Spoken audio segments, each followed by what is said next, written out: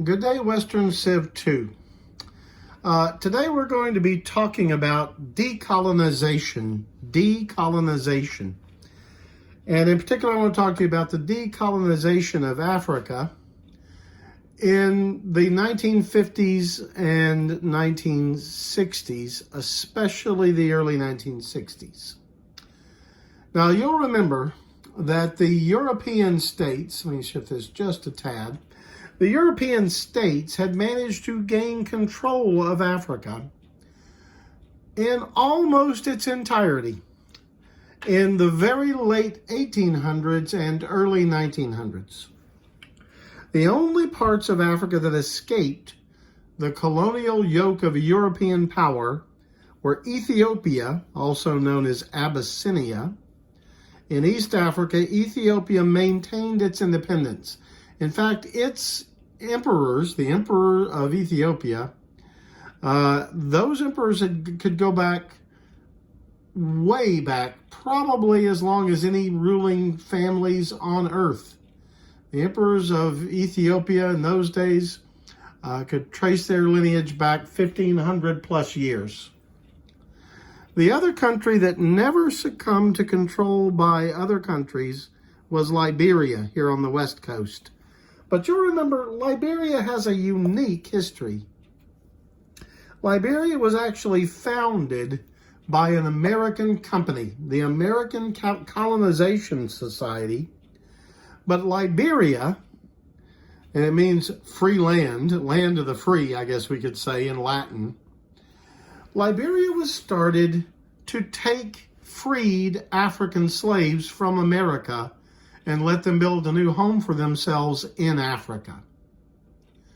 So black women and men who had been freed from their bondage to slavery in the 18 teens and 1820s in the United States could enlist to go to Africa and live in their own country, governed by their own people, as free men and women. That was the idea.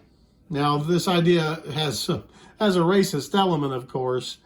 These Americans who were opposed to slavery, white Americans who were opposed to slavery, couldn't see a future for blacks living side by side with whites in America. So they wanted them to go back to Africa. Now, no doubt some were eager to go back to Africa. Many, though, I should point out, had grown up in America who were grandchildren, great-grandchildren of people who had come from Africa. They had no connection with Africa at all.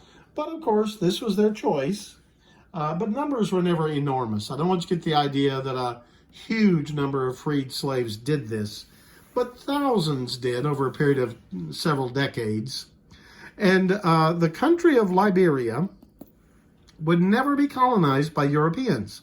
It had, and even to some degree still does have, a pretty positive relationship with the United States.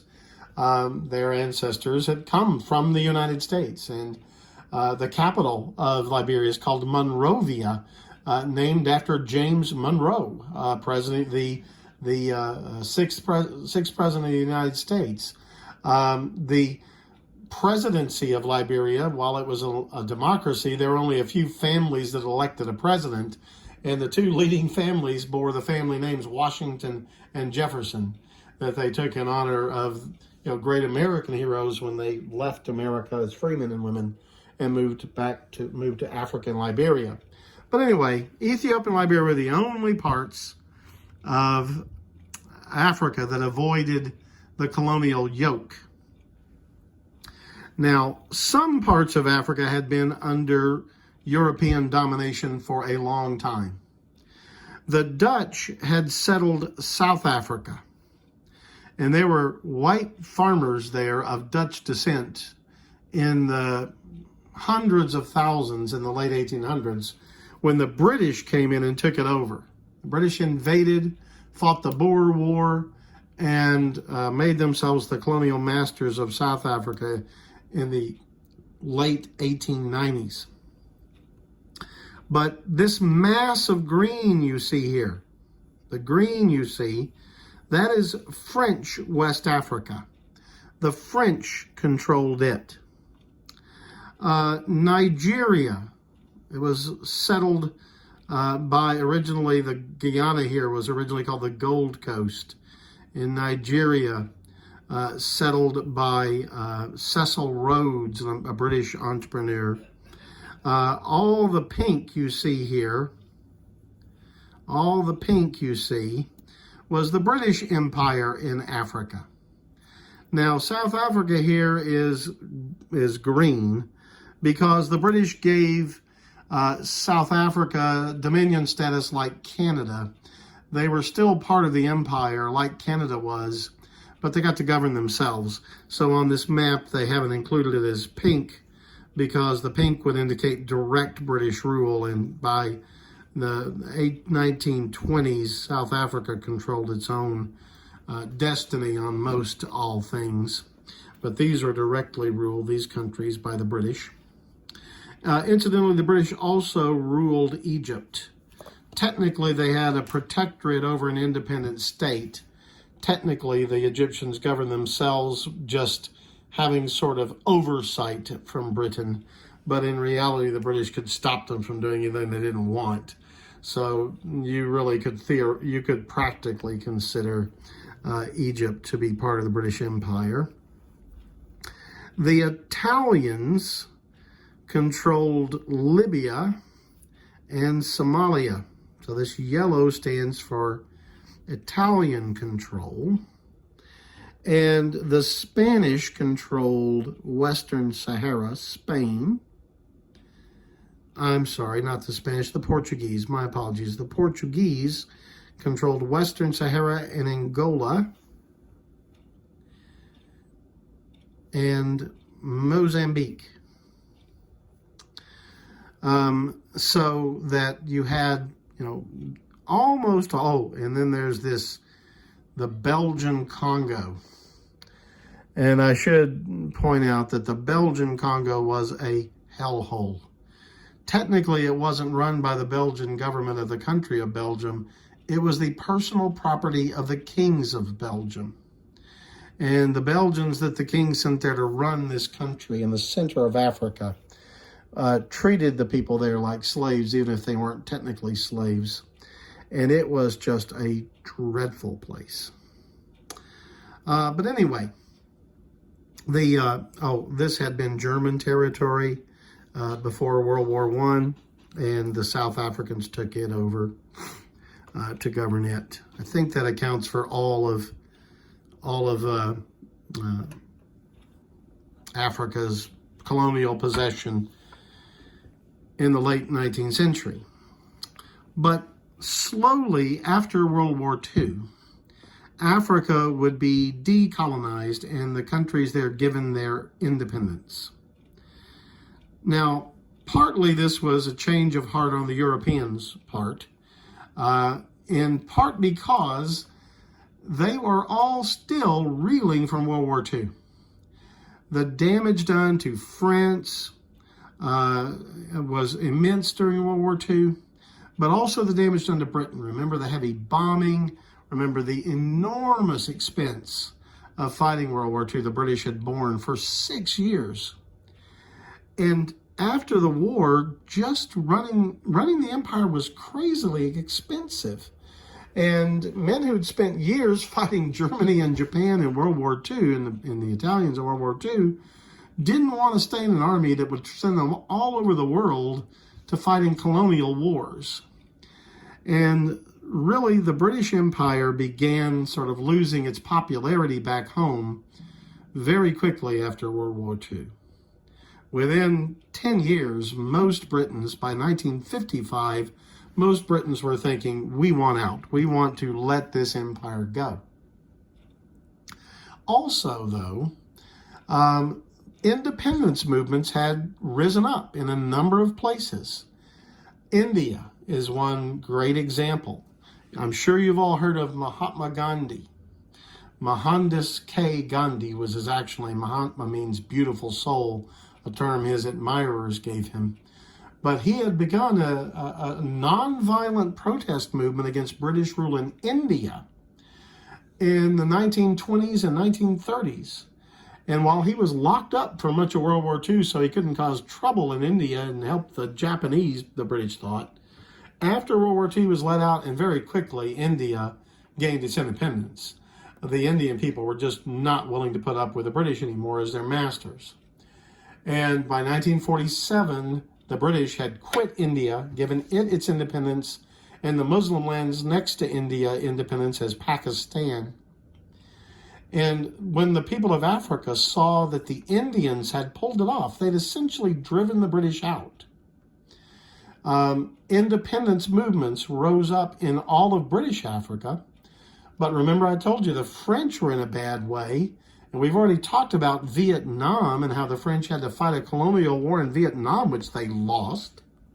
And of course, their colonies in Africa see that the Vietnamese beat them in a fair fight.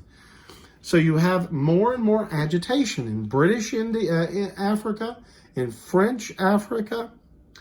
Portugal was already a poor country by now. Their past as a great empire was long gone, and little Portugal just couldn't manage these countries it was in charge of anymore. So, they're going to have to give up the ghost on controlling theirs as well. And you can see the dates.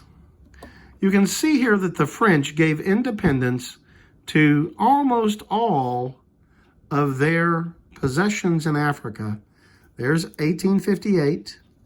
All these are 1960. Algeria would, see that bomb there in Morocco? That indicates there was serious warfare there.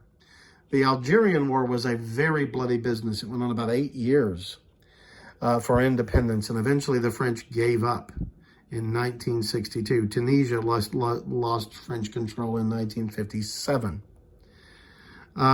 So the French had to give all their territories up. The British abandoned control of Sudan in 1956. And you see 1962, 1962, 1963, 1964, 1966. Zimbabwe would be a bloody civil war between British settlers and the black majority. And the British would basically be thrown out by the white settlers because they wanted to give Zimbabwe independence. And they would run their own country as Rhodesia by terribly abusing the blacks there. The white settlers did, as Rhodesia. But eventually, at the end of that bloody war between whites and blacks in Rhodesia, the British came back in as colonial masters briefly, just to give Zimbabwe its independence in 1980. But you can see that's almost the whole. 1960, the Belgian Congo gets its independence. Mozambique, the Portuguese Empire, was finally abandoned in 1975, as you can see. So in the 1950s and 60s mostly, and in a few places a little later, all of these countries gained their independence. And we'll have to talk later about what that means. Now, one of the reasons why the British and the French, their populations wanted to get rid of the empire, too expensive, too difficult to maintain, unpopular there in those places. But they actually held on longer than you might think, and it was partly out of a sense what they thought was duty. I'm not saying what they did was right. But many of them felt that these countries couldn't really effectively govern themselves. And so they were trying to use time to train up a leadership class that could run an independent country. The British, I know, were very concerned about this, as were the French.